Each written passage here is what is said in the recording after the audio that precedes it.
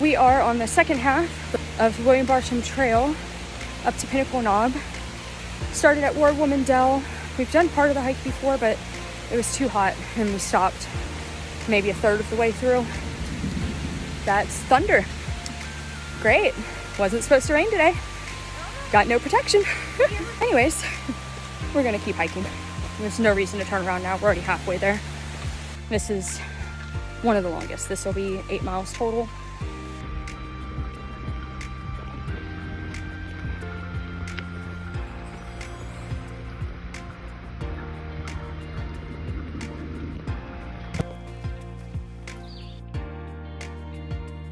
All right, unexpected thunderstorm came rolling through. Just saw some lightning, it's about to have some thunder.